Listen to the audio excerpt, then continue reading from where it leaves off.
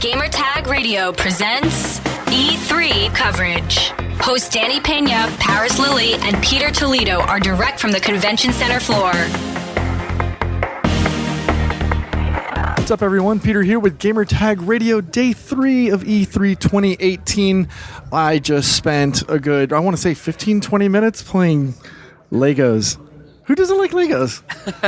So we also had an opportunity to get Phil here from Warner Brothers. Tell me more about you, what you're doing here, and then obviously DC Villains. Sure. My name's Phil Ring. I'm lucky enough to be the executive producer for TT Games on Lego DC Super Villains. This is great for us because this is the first time we actually get to show the game to anyone. Oh, wow. So E3's been super exciting for us, getting the game in front of people.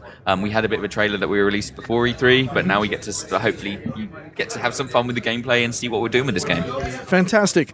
Quick question. Sorry, so I'm a huge comic book collector. Like, I've got racks of books and stuff at home. My wife hates it. But why DC Villains and not like the traditional hero path? Because they're so cool. DC has a brilliant kind of like lineup of characters. We've been to the DC universe a couple of times with Lego Batman 1, 2, and 3.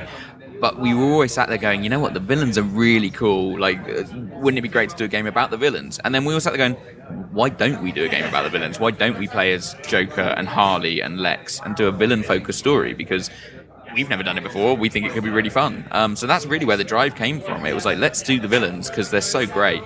And then that naturally then came into why don't we add ourselves into the game as well? Because I want to hang around with Joker and Harley. Yes. So that's where the idea of making a custom character became about, but not just a custom character, but one that is critical to the story. So. Okay, so then tell me a little bit about the story. What is the plot? What's going on? So what we're showing here is right at the very beginning of the game, Commissioner Gordon's heading to Stryker's Island to go chat with someone. New bad guys turned up. He doesn't know about him, so who better to ask than Lex? Lex knows his bad guys. He kind of like mastermind for a lot of things. And that bad guy actually turns out to be the character you create, whether that wants to be you or kind of your villain alter ego or whoever you want to make in this world. And that's where we use the character customizer to go really detailed. You create that character, and then it turns out Lex knew all along what was happening, so you break out of prison, and that's where our story starts.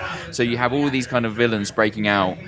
We then cut to kind of Joker and Harley, who are running around stealing all of these bits and pieces. And then the Justice Syndicate turn up, which, if you know, is actually the crime syndicate. Right. So they turn up, they're kind of being all pally-pally with the Justice League, and that's where we kind of start the story to go, this isn't exactly as clear-cut as you think it's going to be. Right. So you get to run around Gotham, Metropolis, a whole host of other DC locations like Smallville, Amusement Mile, all these different cool Star locations. City, all of them. We really wanted to go big on this world. So this open world section is like really cool. And then we follow in the villains. We're doing villainous things. We're seeing where this story can take us. How difficult was it to select? I mean, everybody knows the Lex Luthors, the Joker, Harley. How much like creative license did you guys have to get to go and say, we're going to get maybe some of the more obscure villains like Solomon Grundy and...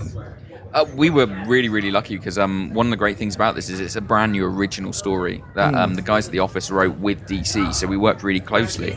And because we have massive DC fans in the office, when they sit there and pull out these really obscure, really strange characters, we were allowed to include them. And so that was really cool for us. It was like really exciting. And there were people in there that I'm sat there going, okay, we're going to add this character. And I was like, I need to know more about them. And I was looking them up and I was like, wow, that's obscure. That's really cool. Right. We've worked so closely with DC for so many years now that we have a great rapport for it, and so they're really happy for us just to go mad and kind of really include some people you won't expect. I'm not gonna lie, the excitement isn't showing. It's there. It's like it's bubbling on the surface. So I know about a year ago we got to play Marvel Superheroes as well. I did notice that gameplay in here was a little bit easier. Actually, correction, a lot easier for someone like me, who's not the traditional Lego Marvel player, but this was a lot easier to get into, start playing, and figure it out. Was that a design criteria with you guys? Oh, definitely. With the Lego titles, we're always trying to make sure that they're really accessible. The level that we're playing here is the very first level in the game. So we actually had this realization that this might not just be the first time you played a Lego game. This could be some kid's first time they've ever played a game. The first time they're holding a controller and experiencing this world. So we wanted something that's really accessible, something that people can get into, go, okay, how does this world work? How do I interact? How can I smash things up? How do I build with bricks? What can I interact with?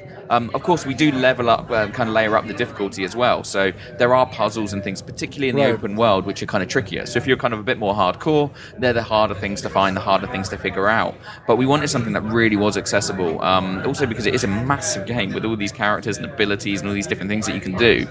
We knew that we needed a really kind of robust tutorial system to say, okay, this is how it works. Right. Go for it. Some hand-holding in there. Exactly. Of course, and like I say, it's the very beginning of the game, so it's like, first thing you're going to do, we want people to understand it and get through it. Yeah, that was a concern of mine, especially, again, like with Marvel Superheroes, you're thrust into the role of Star-Lord and Guardians of the Galaxy, and I was just like, all right, well, what do I do? So I'm really, really glad that you guys, I don't want to say it was dumbed down, but you guys hold the hand of the player so that they don't get frustrated early on and like kind of let it go and never go back to it. It's almost like a better education system, if you like, we have in games. So we get to say, okay, you want to come this way, you want to interact with this, you want to do this, you want to go up here, and that ability to kind of just teach people early on means that we're hoping that kind of level 3, 4, 5, and 6 is really intuitive, and then they feel that reward because they sit there going, I know what I'm doing, I know where I need to go, I'm going to go smash that, I'm going to go use these powers, and that type of kind of gameplay.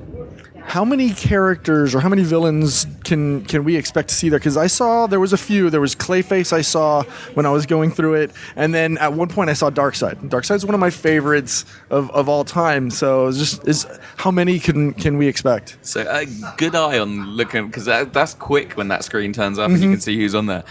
We haven't revealed the full roster yet. But that grid gives you an indication about how deep we're going here. That was a lot of grid. That was a lot of squares. It's the great thing about the kind of the games that we get to make is, like I say, we're massive fans, so every character we add, we want them to feel right.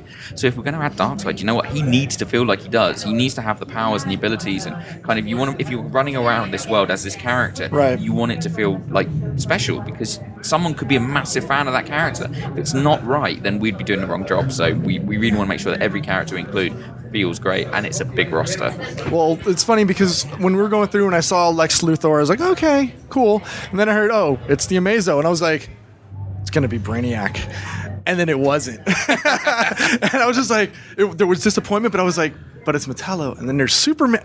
Oh, this is going to get really good. So, last question. Who is maybe your favorite villain that didn't make it in? My favorite villain that make it is... I think they all did. Wow. like I say, massive DC fans, and with such a huge roster, like there are some brilliant stuff to reveal kind of later down the line. No, we got everyone, and that's also part of the relationship that we have with DC. That if we feel really passionately that we want something in there, we're really lucky that we actually get to include them. So I don't think anyone hit the cutting floor that I wanted in there. So. Fantastic. So when does the game come out? So it's going to be October 16th. Okay. It's available on Xbox One, PlayStation 4, Nintendo Switch, and PC. Fantastic. Is there going to be support for the game after launch? Yeah, very much so. There's actually a deluxe edition that you can get right now and pre-order right now.